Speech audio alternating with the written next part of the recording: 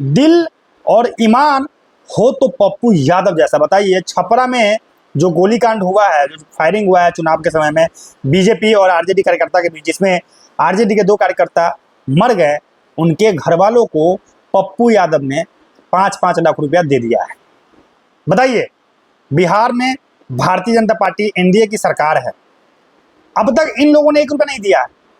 तेजस्वी यादव लालू यादव के बेटा है, इतना पैसा है इनके पास। रोहिणी आचार्य जो कि चुनावी हल्फनामे में कहती है कि उनके पास 30 करोड़ की प्रॉपर्टी है, सिर्फ उनके पास, सिर्फ रोहिणी आचार्य के नाम पे। और अगर मार्केट प्राइस अगर देखा जाए उस प्रॉपर्टी का, तो 300 करोड़ से ऊपर होगा। इतना पैसा है रोहिणी आचार्य के पास, लेकिन इन लोगों ने जाकर उस परिवार को 1 रुपया नहीं दिया है अब तक। सरकारी अस्पताल में जाकर भर्ती करवा दिया। जो एक बच्चा, 3 लोगों को गोली लगी थी ना, तो उस 2 तो मर ही गया, एक बच्चा तो उसको जाकर पीएमसीएच में जाकर भर्ती करवा दिया सरकारी अस्पताल में। और पटना पीएमसीएच में कितना बढ़िया इलाज होता है आप सब लोग जानते हैं। बिहार में एक भी सरकारी अस्पताल ऐसा नहीं है जिसमें बढ़िया इलाज हो। सारे अस्पताल बेकार है, सबकी स्थिति खराब है। कुछ प्राइवेट है जो अच्छे हैं, नहीं तो सारे अस्पताल खराब है। अरे अस्पताल सही नहीं है, अस्पताल की स्थिति सही नहीं है, तभी तो लोग बिहार से उठकर दिल्ली जाते हैं। दिल्ली जाते हैं एम्स में, क्यों जाते हैं? अभी बिहार के पूर्व उप मुख्यमंत्री सुशील कुमार मोदी का निधन हो गया। उनको कैंसर था, कहाँ इलाज करवा रहे थे वो? दिल्ली एम्स में। अगर पटना एम्स की स्थिति अच्छी होती, पटना पीएमसीएच की स्थिति अच्छी होती, तो लोग तो वहीं इलाज करवाते, दिल्ली तो नहीं जाते। तो बताइए, 2 लोग मर गए, तीसरे को गोली लगी है, और वो भी मतलब उसकी भी स्थिति बहुत खराब है, बहुत दयनीय है, लेकिन उसको भर्ती कहाँ कराया गया है? पटना पीएमसीएच में। लेकिन उसके परिवार को 1 रुपये का आर्थिक मदद नहीं दिया गया अब तक। लेकिन देखिए, पप्पू यादव एक ऐसा नेता है जिसकी सरकार है, बेचारे को इस बार टिकट भी नहीं दिया है कांग्रेस वालों ने। अब तो कांग्रेस में शामिल हो गए अपने पार्टी का विलय करके। कुछ नहीं है, कोई पद नहीं है फिलहाल उनके पास, लेकिन 5-5 लाख रुपया जाकर दिया है दोनों परिवार को, जो लोग अभी तक, अब जो दोनों मर चुके हैं, जो 2 लोग मरे हैं, उन दोनों के परिवार को जाकर पप्पू यादव ने 5-5 लाख रुपया दिया है हिम्मत तेजस्वी यादव में कि जाकर दे दे 10 लाख रुपया। अरे लालू परिवार के बेटा हैं आप, लालू परिवार के लोग, आप घर से हैं आप। जो आदमी मुख्यमंत्री रहा है बिहार का, जिनकी माताजी मुख्यमंत्री रहा है, इतना था पैसा है, तो आपको तो कम से कम जाकर 10 लाख 20 लाख रुपया देना चाहिए था। और आपको इसलिए भी देना चाहिए था क्योंकि आपके पार्टी के मेंबर है वो, आपके पार्टी के कार्यकर्ता थे वो, आपके पार्टी के हित में वो काम कर रहे थे, आपके पार्टी के कारण, आपके पार्टी के लिए वो मर गए,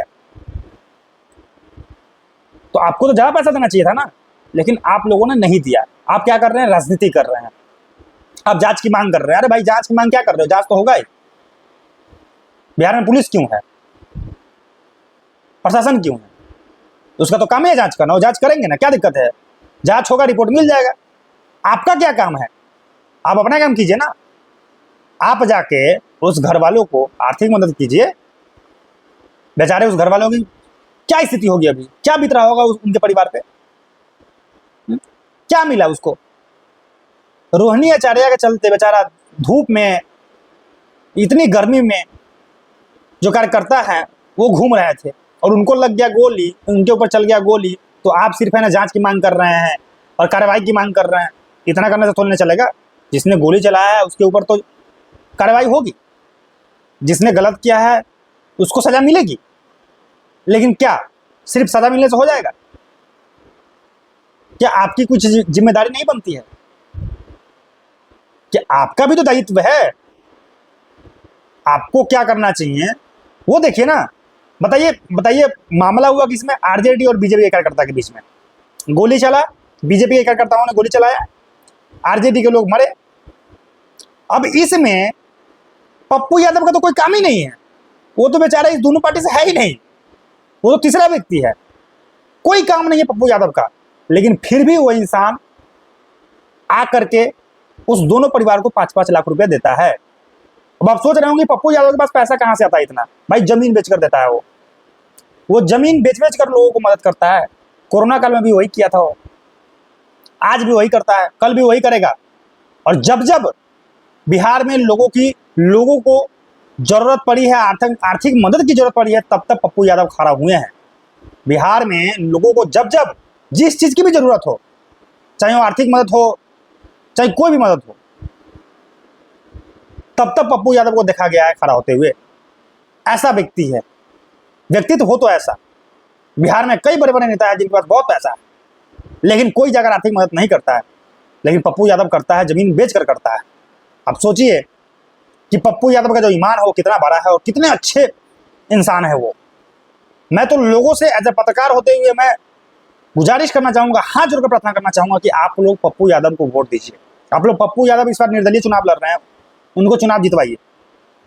ऐसे लोगों को आगे लेकर आइए, बेईमान को नहीं, भ्रष्ट को नहीं। पहले तो खैर मनीष कश्यप थे जो लगातार आवाज उठा रहे थे, लेकिन अब तो वो भी अलग ही गुन गा रहे हैं। बताइए, गोली चला आरजेडी के कार्यकर्ता के ऊपर, मनीष कश्यप रेल रहे हैं तेजस्वी यादव को। अगर बीजेपी ज्वाइन नहीं किए होते आज मनीष कश्यप, तो शायद वो बीजेपी के खिलाफ बोलते आज, लेकिन नहीं बोल रहे हैं। खैर देखिए, यहाँ गलती ना बीजेपी की है ना आरजेडी का है, गलती जिसकी भी हो वो बात की बात है। लेकिन अगर गोली आरजेडी के कार्यकर्ता को लगा है और लोग मरे हैं आरजेडी के, तो कहीं ना कहीं सिंपैथी तो आरजेडी के लोगों के साथ ही होगा, मरे हुए लोगों के साथ होगा ना। जो आर्थिक मदद है वो तो मरे हुए लोगों को मिलेगा ना, कि जो गोली चलाया उसको मिलेगा? नहीं मिलेगा ना। लेकिन देखिए, पहले बिहार में कोई घटना होता था, कुछ भी होता था, मनीष कश्यप जाकर उससे उनके घर पे मिलते थे, उन लोगों से बात करते थे, उस फैमिली से जाकर बात करते थे। लेकिन अब देखिए, हुआ कुछ और, ये अलग ही कहानी बना रहे हैं और तेजस्वी यादव को जाकर यूट्यूब पर रेल रहे हैं बढ़िया से। खैर, अलग मुद्दा है, अलग विषय है, उस पर हम ज़्यादा नहीं जाना चाहेंगे। लेकिन मैं यही कहूँगा कि पप्पू यादव का जो ईमान है वो बहुत अच्छा है, और पप्पू यादव ने जिस तरीके से गरीबों के लिए खड़ा हुए हैं और गरीबों को मदद किए हैं, वाकई लाजवाब रहा है अब तक का जो सफ़र है पप्पू यादव का। और मुझे उम्मीद है कि पप्पू यादव आगे भी ऐसे ही गरीबों के लिए खड़ा होते रहेंगे और गरीबों के लिए लड़ते रहेंगे। गरीबों का भी फर्ज है कि वो पप्पू यादव को अपना वोट दे, अपना कीमती वोट दे, और पप्पू यादव को जिताकर संसद में भेजे, क्योंकि पप्पू यादव के साथ लगातार गलत हो रहा है। आपको याद होगा वो बयान जब तेजस्वी यादव जब गए थे पूर्णिया में, तो पप्पू यादव ने कहा था ना कि या तो इंडिया अलायंस को जिताइए, नहीं तो एनडीए को जिता दीजिए, लेकिन पप्पू यादव को नहीं जिताइए। आपको पता है कि पप्पू यादव निर्दलीय चुनाव लड़ रहे हैं, तो तेजस्वी यादव ने यहाँ तक कह दिया था कि या तो इंडिया को जिता दीजिए या नहीं तो एनडीए को जिता दीजिए, लेकिन पप्पू यादव को नहीं जिताइए। जबकि पप्पू यादव जैसा आदमी बिहार में बहुत कम है। आज गोली चला है, आरजेडी कार्यकर्ता को गोली लगा है, मर गया है, आए ना, कौन कौन आ रहा है मदद करने? आए? कोई नहीं आया भाई। जिसको करना होता वो आ गया होता, जिसको करना था वो आगे करके चला गया, लेकिन जिसको नहीं करना है वो अभी भी बयानबाजी ही कर रहा है, फोकट में ज्ञान दे रहा है, कह रहा है कि जांच हो, ये वो, यही सब कर रहा है, मदद नहीं कर रहा है। खैर, पप्पू यादव के व्यक्तित्व पर आप लोगों का क्या ख्याल है वो कमेंट बॉक्स में कमेंट करके जरूर बताइएगा, और पप्पू यादव के इस कदम को आप कितना सराह रहे हैं वो भी कमेंट बॉक्स में कमेंट करके जरूर बताइएगा। आज के लिए इस वीडियो में इतना ही, मिलते हैं फिर अगले वीडियो में। जय हिंद, जय भारत।